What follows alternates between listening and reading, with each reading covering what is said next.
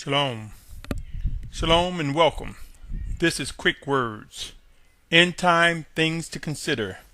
It is a continuing series to those who would be among the ranks of the 144,000 and multitude, mentioned in Revelations chapter 7 and 14. Today is March 28th, 2014. And if you're tuning in for the first time, my name is Symmanayah, and this is part of Man's Final Steps series. This segment of Quick Words is entitled Managing Chaos to Prevent Fleeing Commitments. My brothers and sisters, end times are here.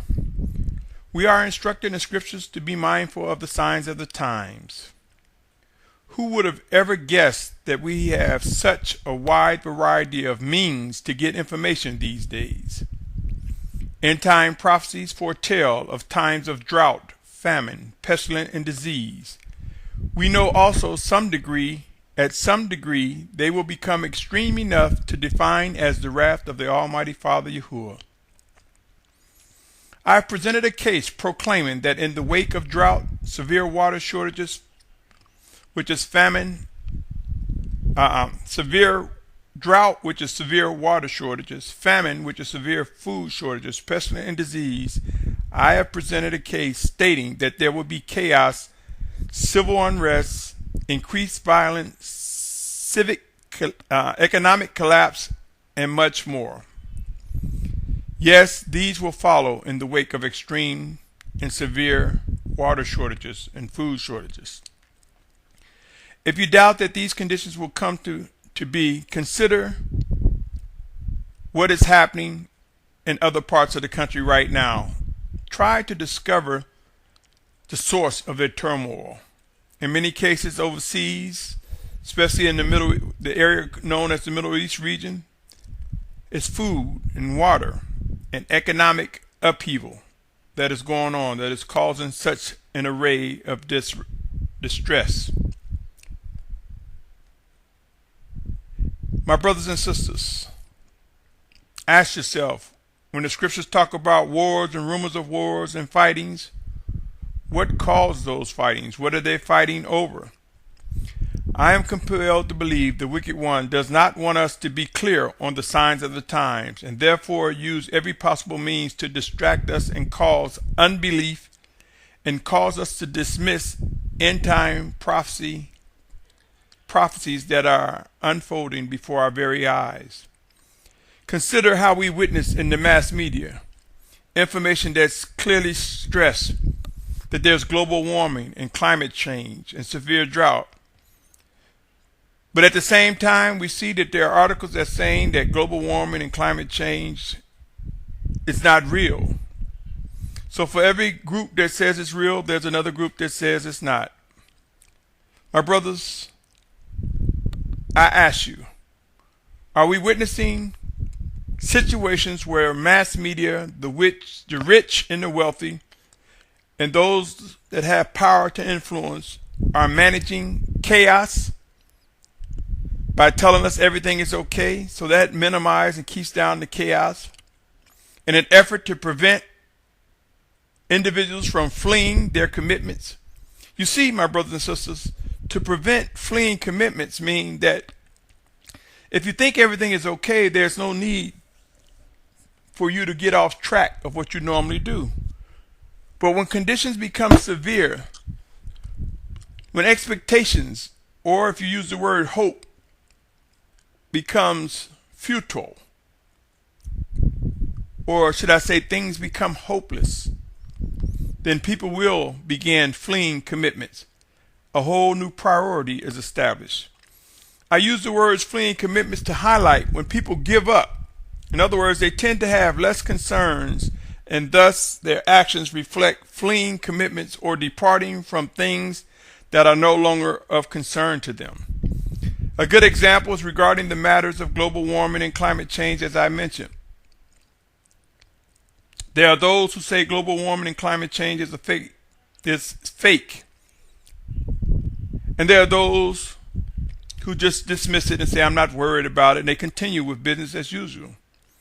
There are people who fervently state that global warming change is real and that the extinction of man is at stake, along with almost every living creature during this century. Within this century, my brothers and sisters, the same goes for drought.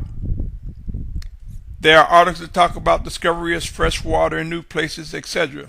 However, the reality is, if you ask anyone in California, Africa, Brazil, Bangladesh, India, Australia, and many other parts of the world, they will tell you that indeed drought is real and that it has caused and put a strain on food supplies. In some areas, food supplies have dwindled little to nothing. They will tell you also in the rise of drought that pestilence and disease creeps up. Look around, my brothers and sisters. It will not take long to discover the facts. Possess a prayerful mind and seek to hear what the Spirit of Yahusha is saying as these end time signs unfold.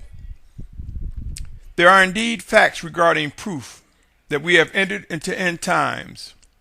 One thing specifically is that if you examine the rate of overall resource degradation, such as fresh air, and what I mean by resource degradation is degrading, it's not available. The availability of these resources is not there, or the quality of these resources are not there.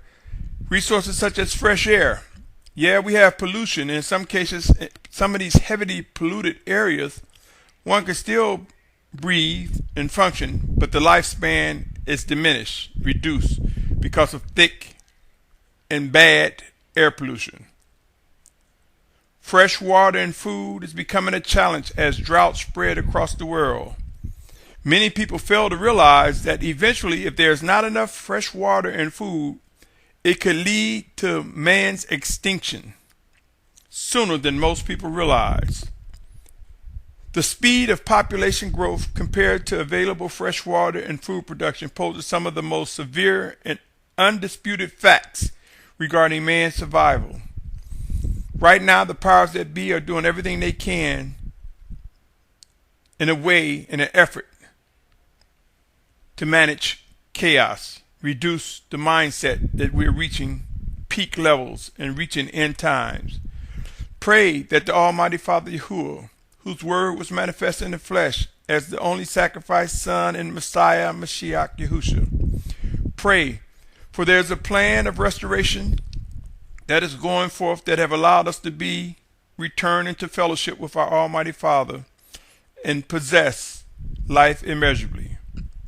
Though world leaders and mass media, along with the very wealthy, may think that they are managing chaos to prevent or minimize fleeing commitments whether it be debt, commitments whether it be work, commitment whether it be any type of contribution that requires your attention on a regular basis. Though society in the world is trying to make you think everything is okay, we are reaching some of the most severe times that man have ever seen since our existence. There will soon be a rude awakening, my brothers and sisters. There will be conditions that will drastically have a huge impact on the global economy, and the personal wealth of the ultra rich to the very poor will all come to naught. For money and expensive jewelry, metals, precious rocks will have no value. The new goal, so to speak, or the new thing of value would be food and fresh water. My brothers and sisters, from practical things in life to matters regarding our belief, we are bombarded with conflicting messages.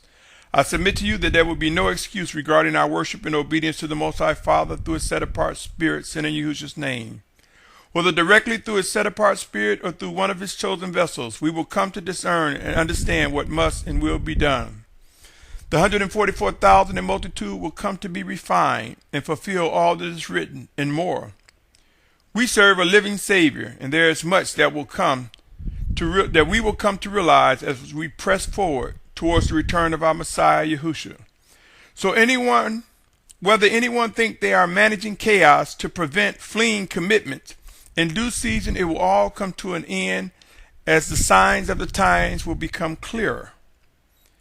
Consider visiting or revisiting Matthew 24th chapter and Luke 21st chapter and ask yourself, what will be the characteristics of scarcities of food, wars, fighting, and all that is mentioned?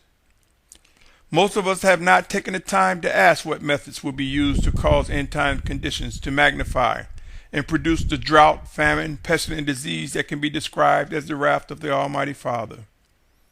But I submit to you, my brothers and sisters, our greed and neglect of the planet has produced global warming resulting in climate change. The fruit of man's wickedness is coming in the form of challenging conditions. If you search out the scriptures, you will see examples where the Almighty Father directly engaged his wrath on us. In other cases, his wrath came as a result of our disobedience and neglect. So it was the fruit of our own demise. Yes, my brothers and sisters, we have taken for granted the many mercies and favors. Having clean air, fresh water, and food have always been a result of mercy and favor from the Almighty Father Yahuah. Consider this. Farmers cannot make it rain at their wish, nor does fresh air, fresh water, and food appear out of thin air. The things that make for ripe conditions occur by the many mercies and favors of the Most High Father Yahuah. My brothers and sisters, do not be carried away by things that distract you from the facts. As pertaining to famine, which is severe food shortage, watch as prices soar and skyrocket, and then observe as grocery store shelves start to empty. End times will cause one to begin fleeing commitments, for during extreme conditions, current priorities will take on a whole new face. Managing chaos has its place and can be a good thing to a degree, but fleeing commitments will come and cannot be stopped as end times disrupt business as usual, and priorities are redefined and restructured. These are indeed man's final steps. The 144,000 in multitude will be gathered. My brothers and sisters, you may find yourself indeed among the ranks of those being refined and perfected to participate in the fulfillment of what is written as it relates to the 144,000 in multitude. Remember, we will come to better understand the actions that reflect managing chaos versus fleeing commitments. We will come to understand from a practical perspective as it relates to our belief, as it relates to the signs of the times, as it relates to us identifying true and factual warnings and instructions on what we should prepare for and be prepared to act upon, as the leading of the Spirit of Yahusha makes clear what we should do. Pray, my brothers and sisters, pray earnestly, for the Father knows all, sees all. I pray that each of us establish our earnest mind to worship and obey He that is Almighty. Until next time, my brothers and sisters, stay tuned as this series, Quick Words, continues. Shalom, shalom, shalom.